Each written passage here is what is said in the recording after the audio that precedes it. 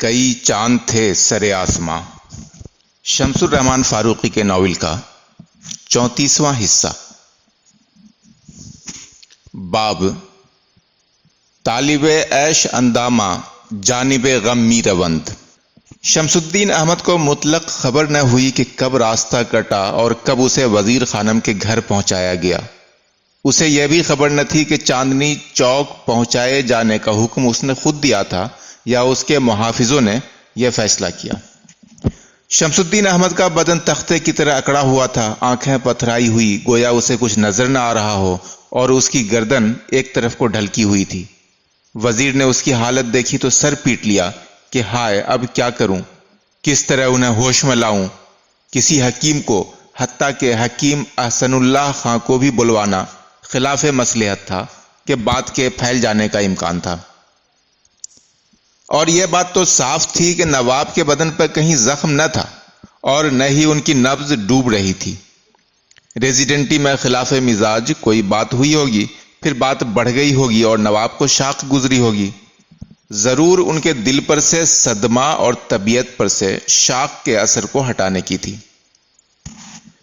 کسی نہ کسی طرح پلنگ پر لے جا کر وزیر اور حبیبہ نے وفادار کی مدد سے نواب کی قبا اور پگڑی اتاری، پاؤں کے گرد و غبار کو صاف کیا، ہلکے گرم پانی میں تر کیا ہوا دستمال ان کے منہ پر پھیرا کہ کچھ تازگی پیدا ہو۔ وفادار اور مبارک قدم نے نواب کے پاؤں کے تلووں پر نرم کپڑے سے ہلکے جھاوے کرنے شروع کیے اور وزیر نے بدقت ان کا بھیچا ہوا منہ تھوڑا سا کھول کر عرق بید مشک کے چند قطرے ٹپکائے۔ جب شمس الدین احمد کے بدن کا تناؤ کچھ کم ہوا اور آنکھیں سیدھی ہوئیں تو لیٹے ہی لیٹے ان کے پاؤں پلنگ کے نیچے لا کر انہیں دیر تک سموئے ہوئے پانی سے پاشویا کیا گیا۔ پاشویا ختم کر کے دونوں پاؤں کو ململ کے دوپٹے سے خشک کر کے پلنگ پر سیدھا سیدھا پھیلا کر ہلکے دوہرے سے ڈھانک دیا گیا تاکہ پاشویا کی لطیف گرمی برقرار رہے اور گرمی بھی زیادہ نہ لگے۔ دھیرے دھیرے شمس الدین احمد کو غشی آمیز نیند سی آ گئی۔ سارے گھر میں سناٹا تھا، گویا کوئی بلا نازل ہونے والی ہو، اور گھر کے سب لوگ دم سادھے ہوئے دل ہی دل میں بلا کو ٹالنے کے لیے دعا کر رہے ہوں۔ دعائیں تو بہرحال پڑھی جا رہی تھیں۔ نواب کو نیند آ جانے کے بعد حبیبہ نے مصلی سنبھال لیا تھا اور مسلسل تسبیحیں اور وظائف پڑھ رہی تھی۔ راحت افزا درود شریف پڑھ پڑھ کر نواب کے سر و سینہ پر دم کر رہی تھی۔ وفادار اور مبارک قدم، جو تھوڑی بہت حرف شناس تھیں، دوپٹے کو سر اور منہ پہ لپیٹے ہوئے دالان میں چاندنی پہ بیٹھی ہوئی رحل پر کلام مجید کھولے ہوئے ٹٹول ٹٹول کر سورہ رحمان پڑھ رہی تھی۔ دوسری اصیل کنور رانی جو ہندو تھی، وہ ماش کے دانے اور لال مرچ نواب پر سے وار کے چولہے میں ڈال کر اٹھتے ہوئے دھوئیں کو غور سے تک رہی تھی، گویا اس میں کوئی شکل نظر آ جائے گی۔ ایک اور اصیل جو اپنے گورے چمپئی رنگ، بادام کی سی آنکھوں اور چپٹی ناک کی وجہ سے کچھ مغل ترکن لگتی تھی، ہر چند کہ اس کا قد چھوٹا اور جسم گداز تھا، اور جو اپنی خوش مزاجی اور بھولے بھالے لہجے کے بعد سب کو بھلی لگتی تھی، ایک کونے میں سکڑی بیٹھی اپنے جنگلوں کے دیوتا اور ندیوں کی روحوں کو یاد کر کے دعا کر رہی تھی کہ نواب اچھے ہو جائیں۔ اس کا نام وینیسی تھا۔ اسے علاقہ کامروپ کے پہاڑوں سے کوئی اٹھا لایا تھا اور یہاں دہلی کے بازار میں بیچ گیا تھا۔ نواب مرزا کی پیدائش پر جب موٹے کاموں کے لیے کسی نو عمر اور قبول صورت دائی کی ضرورت ہوئی تو نواب کا خانسامہ اسے بہت تلاش کے بعد خرید لایا تھا۔ وزیر چپ چاپ نواب کے پاس پلنگ پر بیٹھی ہوئی اپنے دل کی دہشت دور کرنے کے لیے ناد علی پڑھ رہی تھی۔ اسے یقین تھا کہ نواب چنگے ہو جائیں گے، لیکن یہ ہول بھی اس کے دل میں یقین کی طرح جانگزی تھا کہ ہم دونوں ہی کی زندگی میں اب کئی انقلاب آنے والے ہیں۔ اسے نواب کی وفا پر کوئی شک نہ تھا اور نہ ہی اسے فریزر کا کچھ خوف تھا، لیکن کہیں کچھ بات ہو گئی تھی جو نواب اور وزیر دونوں کی دیوار حیات کو اندر ہی اندر گھن کی طرح چاٹنے لگی تھی، اور یہ سارا راج پاٹ، ساری خوبصورتی اور عشق و عاشقی، ساری امیدیں اور امنگیں चंद दिन में रुखसत होने वाली थी। उसे मार्स्टन ब्लेक याद आया। वो भी कुछ इसी तरह से रुखसत हुआ था और एतमाद से भरपूर था कि बस अभी वापस आऊंगा और बहरहाल तुम लोगों के तहफ़्फ़ुज़ का पूरा इंतजाम करके जाता हूं। और इस बार तो मेरे दिल में कुछ खतरात भी न थे, कुछ शकूक और अवहाम भी न थे। फिर ब्लाक साहब मुझसे छूटे और किस बेदर्दी से छूटे। और फिर मेरे बच्चे, अब अल्लाह रखे नवाब मिर्जा मेरे साथ हैं। 2 बच्चों को मैं एक तरह से रो चुकी हूं। उनकी खबर तो कभी कभी आती रहती थी, लेकिन यह बात साफ थी कि न उनके दिल में मां के लिए कोई जगह खाली थी और न उनके अतालीक और मौजूदा वाली वारिस टिंडल भाई बहन ही चाहते थे कि कभी कभी ही सही लेकिन वो अपनी मां से मिलें। बाकायदा हर महीने छठे छमाहे मिलने का भला क्या सवाल था। और मैं खुद, मेरे दिल में अब क्या उनके लिए वही हुक और बेकरारी है जो अल्लाह रखे नवाब मिर्जा के लिए है? क्या इसलिए कि वो गैर खून हैं, फिरंगी हैं, क्रिस्तान हैं? लेकिन ब्लाक साहब तो अब भी मुझे याद है, उस जख्म की तरह जो भर गया हो लेकिन जिसका निशान बाकी हो, और जो उस जख्म की दर्द अंगेज यादगार भी हो और दिल को मोह लेने वाली निशानी भी हो। न मुझे कोई दुआएं आती हैं और न अमल और वजीफे जानती हूं जिनका सहारा लेकर होनी को अनहोनी करने की कोशिश करूं। पंडित नंद किशोर, हाँ, पंडित नंद किशोर को कल बुलवा भेजूंगी। अगर यह रात खैरियत से कटी और अगर वो शहर में हुए। उस हरामजादे फिरंगी की दुश्मनी लेकर मेरे नवाब साहब ने बुरा किया, लेकिन वो करते भी तो क्या करते। मामला सिर्फ एक मेरा नहीं, उनके नामूस का भी है। मैं तो एक हकीर, नाचीज, बेऔकात, बेकीमत चूंटी हूं और ये लोग ताकत के नशे में चूर आंधियां हैं जो अपने आगे किसी को नहीं टिकने देना चाहती। क्या मालूम खुद आशिया नवाब अहमद बख्श खां साहब की बड़ी बेगम या उनके लोग मेरे नवाब साहब के खिलाफ कुछ दुआएं पढ़वा रहे हों, कुछ अमल अस्कार करा रहे हों कि इनका जवाल हो तो उनका उरूज हो। लोहारों वाले खुद को असल और मेरे नवाब को कम असल समझते हैं और बड़े नवाब साहब ने भी हिस्सा अलग कर दिया था। अगर मेरे नवाब साहब ने उनकी वसीयत पर अमल क्या होता? क्या तकदीर का लिखा मिट सकता है या बदल सकता है? यह बात न होती तो कोई और बात पैदा हो जाती। अगर मेरा घर बार उजड़ना ही है, अगर मेरे वारिस को मुझसे छूटना ही है, अगर मेरी लाश को तन्हा ही तागोर जाना है, तो यह न सही कोई और शिकायत पैदा हो जाती। लोहारों वाले क्या हैं और फ्रेजर क्या है? लेकिन अगर मेरी सूरत ऐसी न होती, और यह सूरत भी कई दिन की है और सूरत का अच्छा होना भी अच्छा लगने पर मौकूफ है। असल बात तो यही है। मर्दों को तो खेलने के लिए, तोड़ने फोड़ने के लिए, छोड़ने भुलाने के लिए खिलौने भी दरकार हैं और घर के अंदर मामाएं, असीलें और खादिमाएं भी मतलूब हैं। लेकिन मैं तो कहीं की नहीं रही हूं। सच पूछो तो मेरा कोई घर भी नहीं है। लेकिन मैं भी क्या भोली भाली हूं कि एक जरा से वहम को लेकर इतनी लंबी लंबी बातें सोच बैठी। अभी तो यही नहीं मालूम कि क्या बात हुई है, मेरे नवाब साहब पर क्या गुजरी है।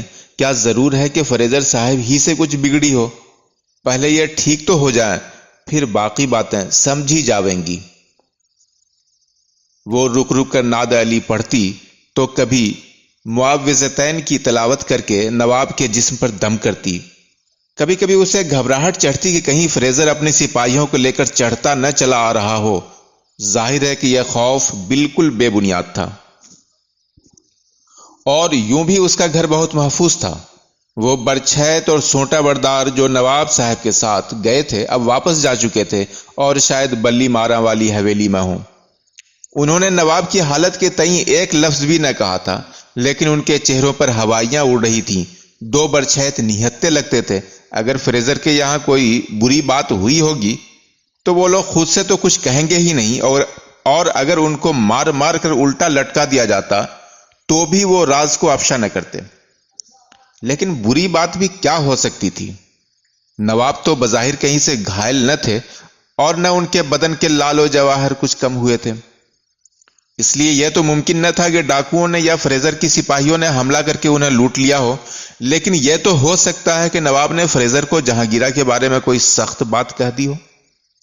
اسی غرض سے تو وہ فریزر کے یہاں گئے ہی تھے اور فریزر نے اپنے نوکروں سے انہیں زدوکوب کرایا ہو۔ ہاں یہ تو ہو سکتا ہے، لیکن پھر اس کا سوال نہیں کہ فریزر کے سپاہی یا کمپنی کے کمیدان میرے گھر پر چڑھا۔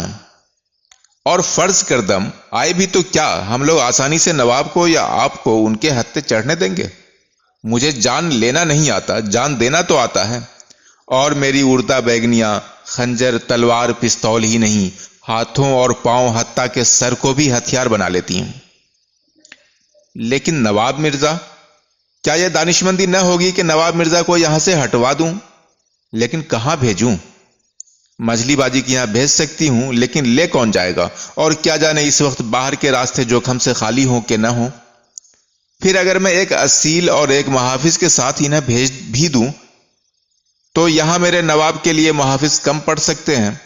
توبہ، یہ کہاں کی دانائی ہے کہ اچھے خاصے بے خطر گھر سے اپنے بچے کو نکال کر اسے غیروں کے حوالے کر دوں کہ وہ اسے بازار گلی کوچوں میں لیے پھریں۔ اور اگر نواب کسی وقت ہوش میں آ کر نواب مرزا کو پوچھیں گے تو میں کیا جواب دوں گی؟ اللہ میرے وارث کو اچھا کر دے اور اچھا رکھے اور ہر آفت سے بچائے رکھے۔ وہ ہیں تو سب کچھ ہو جائے گا، جو نہیں ہے وہ بھی ہو جائے گا۔ دل ہی دل میں اس کے اندر شرم کی لہر دوڑی اور اس نے محبت بھری نگاہ سے شمس الدین احمد کو دیکھا۔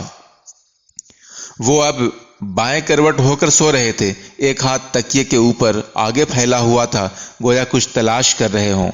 وزیر نے پھیلے ہوئے ہاتھ کی ہتھیلی پر دوبارہ ہلکے ہلکے جھاواں کرنا شروع کیا اور اپنے خیالات کو جھٹک کر پھر ناد علی پڑھنے لگی۔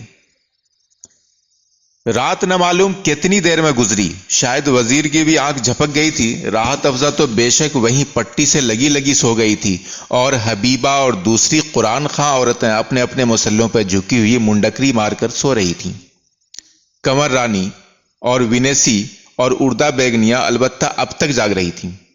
وزیر اس وقت چونکی جب سنہری مسجد میں اذان ہوئی اور پھر دوسری مسجدوں سے اذان کی آوازیں آنے لگیں۔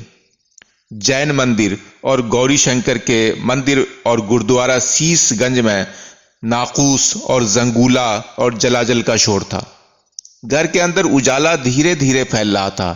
آنگن میں لال اور پدڑیوں نے ہلکی ہلکی سیٹی اور قمریوں نے کوکو شروع کی۔ ان کی آواز سن کر گوریوں اور کبوتروں اور ہدہدوں اور میناؤں کو بھی معلوم ہو گیا کہ گھر میں لوگ جاگ اٹھے ہیں یا جاگنے والے ہیں، اور آنگن میں ہمارے لیے دانا پانی مہیا کیا جا رہا ہوگا۔ اپنی اپنی بولیاں بولتے ہوئے یا چپ چاپ سب کی ٹکڑیاں دونوں آنگنوں میں اترنے لگیں۔ کچھ دیر بعد کبوں نے بھی ادھر ادھر سے تاک لگانا شروع کیا۔ رات کے چراغ اور فانوس جو بجھائے نہیں گئے تھے اب پھیکے پڑ گئے تھے، لیکن ان کے پھیکے پن میں بھی اداسی کا رنگ نہ تھا۔ اچانک ایسا محسوس ہونے لگا کہ گزشتہ رات کی منحوس بلا دفع ہو گئی ہے۔ خود گھر بھی تازہ دم اور شگفتہ معلوم ہونے لگا تھا۔ تھوڑی ہی دیر میں نیچے بازار میں بہشتیوں، کھانچے والوں اور گھر گھر گھوم کر مکھن ملائی کچوڑیاں کباب بیچنے والوں کی صداؤں سے سارا شہر جاگ اٹھا۔ سعادت خاں کی نہر پر ہوا اٹکھیلیاں بھر رہی تھی اور خوشبودار پھولوں کی جھاڑیوں کا سایہ دھیرے دھیرے پانی پر لہرا رہا تھا۔ اس وقت شہر کی ہوا میں وہ طمانینت، وہ طاقت اور وہ توانائی و تازگی تھی کہ لگتا تھا یہ دلی اب بھی عالمگیر کے زیر نگیں ہے۔ محی السنت والدین اورنگزیب شہنشاہ ہندوستان و دکن کی سواری ابھی ابھی اورنگ آباد دکن سے پہنچی ہے اور دلی دروازے سے ہو کر حویلی مبارک میں جلوہ افروز ہو رہی ہے۔ اور یہ سب روشنی اور یہ سب لہر بہر، یہ سکون و اعتماد اسی وجہ سے ہے کہ مہابلی کا سایہ سب پر روشن ہے۔ فرنگی، مرہٹا، ابدالی، درانی کا کہیں دور دور تک پتہ نہیں۔ دلی اب بھی ہندوستان کا دل اور دنیا کی جان ہے۔ گفتم اکنو بگو کہ دہلی چیست، گفت جانست وہیں جہانشتن۔ شمس الدین احمد کی آنکھ کھلی تو انہوں نے دیکھا کہ وزیر خانم مجھ پہ جھکی ہوئی نرم رومال سے میری پیشانی اور چہرہ پوچھ رہی ہیں۔ دوسرے ہاتھ میں گلاب کا شیشہ ہے۔ بڑی بڑی آنکھوں میں تردد کی ہلکی سی گھٹا ہے، لیکن چہرے پر ذہنی تکان کے آثار کے باوجود مسرت کی ہلکی سی روشنی بھی ہے۔ تسلیمات عرض کرتی ہوں۔ اللہ کا لاکھ لاکھ شکر ہے، سرکار نے آنکھ تو کھولی۔ نواب نے ہلکی سی انگڑائی لی اور اٹھ بیٹھے۔ راحت افزا نے جلدی سے ان کی پیٹھ کے پیچھے 2 نرم تکیے لگا دیے اور سلام کر کے ہٹ گئی۔ کیوں، کیا کوئی پریشانی کی بات تھی؟ نواب نے پوچھا۔ وزیر خانم ایک لمحے کے لیے تذبذب میں پڑ گئی، پھر اس کے خیال میں آیا کہ نواب یا تو کل کی بات بھول گئے ہیں یا ایسا ظاہر کرنا چاہتے ہیں کہ کوئی بات ہی نہیں ہے۔ جی نہیں، ایسی تو کوئی بات نہیں، بس یہ ہے کہ کل آپ تھکے تھکے سے تھے، آتے ہی سو گئے، کچھ خاصا بھی نہیں نوش فرمایا۔ ہاں، شمس الدین احمد نے ایک لمحہ توقف کے بعد کہا، کل میں کچھ زیادہ ہی واماندہ حال ہو گیا تھا۔ وہ اپنی دلاویز مسکراہٹ مسکرائے۔ اسی لیے تو میں سیدھا یہاں چلا آیا کہ میرا آرام جاں یہی تو ہے۔ ہٹیے، آپ تو ہر وقت باتیں ہی بناتے ہیں۔ اللہ، آپ نے تو میرا کلیجہ ہی دہلا دیا، آتے ہی ایسی گہری نیند سوئے۔ نہ کچھ بولنا نہ چالنا، حبیبہ کھانے کو پوچھتی رہ گئی۔ اچھا کوئی بات نہیں، ابھی جم کر ناشتہ کر لیں گے، آپ کے سب گلے دور ہو جائیں گے۔ اور بھلا ہمارے نواب مرزا کہاں ہیں؟ ابھی تو سو رہے ہوں گے۔ جی ابھی جگائے دیتی ہوں، آپ کو دیکھ کر نہال نہال ہو جائیں گے۔ نہیں، ابھی انہیں سونے دیجئے، اپنے وقت سے اٹھائیے گا۔ نواب نے وزیر کے چہرہ کو لگاوٹ بھری نگاہ سے دیکھا۔ آئیے، آپ بھی سو رہیے، ابھی تو بہت سویرا ہے، کچھ تھکی تھکی سی لگ رہی ہیں۔ ہمارا تو جاگنے کا وقت ہو گیا ہے، نہیں تو ہم بھی۔ وزیر نے جلدی سے بات کاٹی، میں تو اب جاگ ہی گئی ہوں، اب نیند کہاں آئے گی؟ آپ زری کی زری پاؤں اور کمر دبوا لیں، پھر غسل کریں، میں ناشتے کا انتظام کرتی ہوں۔ شمس الدین احمد نے اس کا دامن پکڑنے کی کوشش کرتے ہوئے کہا، اجی ذرا سنیے تو صحیح۔ لیکن وزیر ہلکی سی شرمائی ہوئی مسکراہٹ آنکھوں اور ہونٹوں پر سجائے ہوئے بعجلت کمرے سے باہر ہو گئی۔ پاؤں دبوانے اور بدن پر چمکی کے لطف سے سرور میں آ کر شمس الدین احمد پھر سو گئے، اور اس بار جب وہ بیدار ہوئے تو دن خوب چڑھ چکا تھا۔ نیچے بازار میں زندگی کا معمول پوری ہماہمی اور ہمہمہ انگیزی کے ساتھ رواں تھا۔ شمس الدین احمد کو اپنی طبیعت بڑی حد تک بحال محسوس ہوئی۔ رات کی گرہیں زیادہ تر کھل چکی تھیں اور دل میں ٹھہراؤ اور اطمینان آ گیا تھا۔ غسل اور ناشتے سے فارغ ہو کر وہ دیر تک نواب مرزا سے کھیلتے اور اس کی توتلی لیکن روا باتوں سے محظوظ ہوتے رہے۔ وزیر نے کئی بار چاہا کہ پوچھے، جہانگیرہ کے بارے میں آپ کچھ سوچتے ہیں کہ نہیں؟ لیکن نواب نے سارا وقت چہلوں اور قہقہوں میں اڑا دیا، اور کبھی اتنی تنہائی بھی نہ ہونے دی کہ وزیر ان کے پاس گھڑی آدھ گھڑی اطمینان سے بیٹھ سکے۔ نواب مرزا کو میاں مصحفی کی ایک غزل کے 2-3 شعر وزیر نے حال میں یاد کرائے تھے۔ شمس الدین احمد اس کی زبان سے وہ اشعار بار بار سنتے اور ہر بار اسے انعام دیتے، اور کبھی مٹھائی یا پھل منگوا کر سارے گھر میں تقسیم کرتے۔ اشعار کی خفیف سی شوخی اور طبائی کے ساتھ کچھ محزونی اور واماندگی پر نواب مرزا کا بھولا بھالا لہجہ اور مسکراتا ہوا چہرہ عجب لطف دے رہا تھا۔ یوں رو رو اس گلی میں دن رات کاٹتے ہیں، رستے میں جوں مسافر برسات کاٹتے ہیں، ہے زیر تیغ اپنی جوں شمع زندگانی، 100 بار سر کٹے ہے تب رات کاٹتے ہیں۔ سب الفاظ بالکل درست، سب وقفے اپنی جگہ پر، ہر مصرع بالکل موزوں، کھلی ہوئی اگرچہ بچوں کی سی کچھ رکتی ہوئی سی آواز۔ 3-3.5 برس کی جان کا یہ مقدور دیکھ کر شمس الدین احمد اور وزیر خانم گل چاندنی کی مانند کھلے پڑتے تھے۔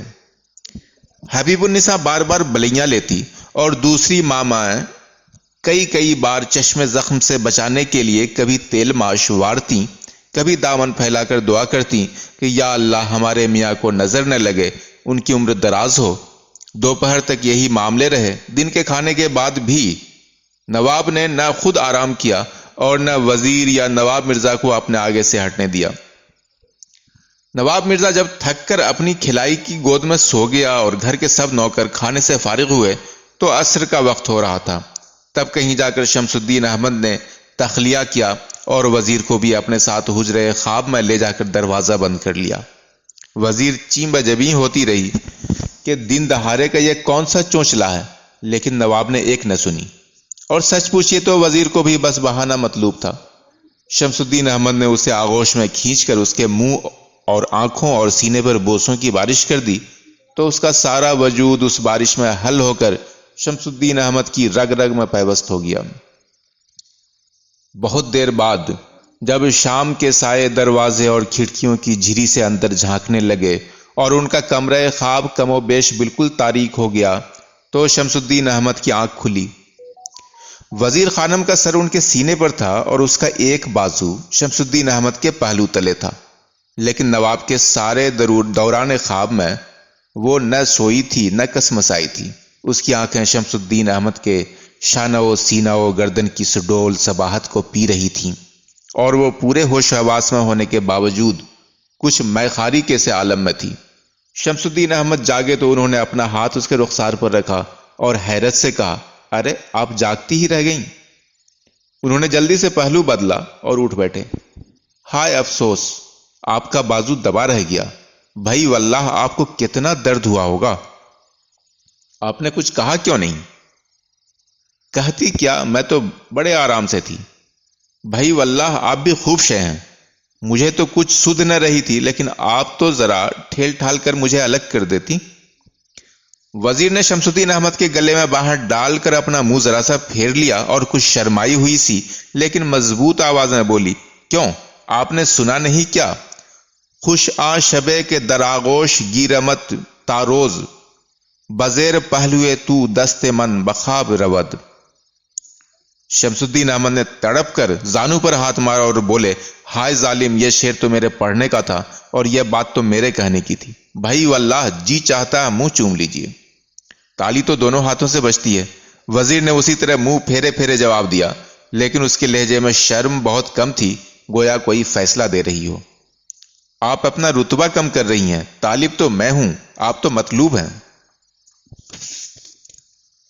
طالب اور مطلوب کا رتبہ ایک کیوں نہ ہو، یا میں طالب کیوں نہ ٹھہرائی جاؤں، کبھی کبھی تو مطلوب بھی طالب قرار پاتا ہے۔ وزیر نے اب نواب کی طرف رخ پھیرا اور اپنے کپڑے برابر کرتی ہوئی بولی، سو بھلا کیسے؟ وزیر پلنگ سے اٹھ کھڑی ہوئی، اس نے ہاتھ باندھ کر سر جھکایا اور شعر پڑھا۔ خوش آزما کے نکویاں کنند غارت شہر، مراتو گیری و گوئی کے این اسیر منست۔ شعر ختم کرتے کرتے وزیر کی آواز کچھ بھرا گئی۔ اس نے کلمے اور بیچ کی انگلی سے آنکھوں کے کونے پوچھے، بہت ہلکے سے، گویا پسینے کی نمی پہنچ رہی ہو۔ شمس الدین احمد نے بے اختیار کچھ کہنا چاہا، لیکن وزیر نے آواز پر کچھ قابو پا کر کہا، اب دیکھیے نا، جو مطلوب ہے وہی طالب ہے، خود گرفتار بھی اور خود ہی گرفتار کنندہ بھی۔ اس نے ہلکی سی ہنسی ہنس کر کہا، لیکن اس ہنسی میں آنسوؤں کی کچھ رقت چھلک رہی تھی۔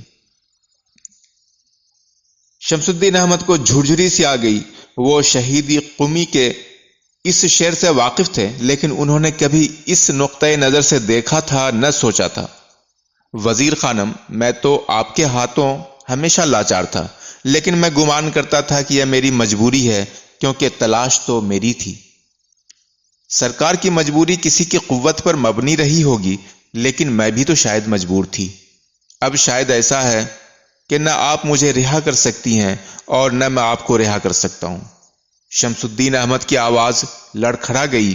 ان کی بات پوری ہونے کے پہلے وزیر خانم نے ہلکی سی آہ بھر کر کہا، اور آپ کو رہا کرنا بھی اب آپ کے بس سے باہر ہے۔ نہ میں ہی اپنے بند سے خود کو آزاد کر سکتی ہوں اور نہ شاید سرکار ہی۔ شاید کی بات نہیں، بالکل بے شک و ریب۔ بہو خانم، اب اگر میں چاہوں بھی تو خود کو تم سے آزاد نہیں کرا سکتا۔ وزیر نے منہ پر ہاتھ پھیرا جیسے دعا کر کے اٹھی ہو۔ نواب کے پاس جا کر اس نے ان کی بلائیں لی اور دروازے کی طرف جاتے ہوئے کہا، اندھیرا بہت ہو گیا ہے، میں شمع جلوانے کو کہتی ہوں۔ ابھی رہنے دیجئے، اس تاریکی میں آپ کے چہرے کی روشنی بہت بھلی لگ رہی ہے۔ اللہ آپ کی بھی باتیں، میں تو آپ کا روئے روشن نہ دیکھ سکوں اور آپ کو میرے شام رنگ میں بھی نور کا تڑکا نظر آوے۔ جو بھی ہو، آئیے میرے پاس بیٹھیے۔ نواب کا چہرہ اچانک پرتفکر ہو گیا تھا۔ وزیر کا دل دھڑکا، لیکن اس نے شگفتہ روئی سے کہا، بندی تابع فرمان ہے، ارشاد ہو۔ وہ دروازے کی طرف سے پلٹ کر شمس الدین احمد کے پاس پلنگ پر بیٹھ گئی۔ شمس الدین احمد کا چہرہ کچھ تاریک ہو رہا تھا۔ شاید یہ آج اس وقت کی اترتی ہوئی رات کے سائے تھے، یا ایسا تو نہیں کہ کل کی رات اب تک نہ گئی ہو اور اس کے قدوم شوم اب تک میرے دروازے پر ہوں۔ وزیر کے دل میں خطرہ گزرا، مگر وہ کچھ بولی نہیں۔